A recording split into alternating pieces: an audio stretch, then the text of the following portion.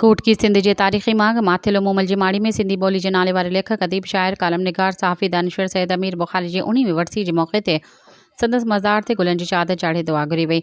तक़रीब सिंधी अदबी संगत शाख माथिल मोमल जी माड़ी में बालक अदबी फॉर्म सिंध जे कढियल एहतमाम हेठि थी।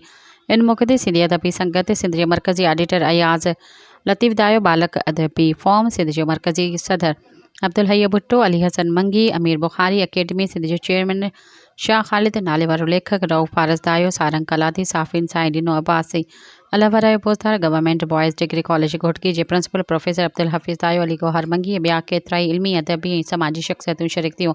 तक़रीब खे ख़िताब कंदे मुक़रर चयो त सैयद अमीर बुखारी बेबाक शाइर कालम निगार मज़हमती सहाफ़ी हो, जंहिं सिंधी अदब ऐं सहाफ़त में अणमिट नक़ुश छॾिया। संदसि कालमनि हक़ ऐं सच जे तर्जुमानी कंदे अवाम खे सुजाॻ कयो, जंहिं सबबु हू हमेशह लाइ अमर थी वियो। हुन वधीक चयो त अमीर बुखारी सिंध तोड़े उर्दू अदब ऐं सहाफ़त ऐं समाज जी ख़िदमत लाइ सॼी ज़िंदगी वक़्फ़ करे छॾी। संदसि शाइरी अमन, मोहब्बत, भाईचारे, इंसानियत, सूफ़ी अज़म ऐं तसव्वुफ़ जो पैगाम ॾिए थी।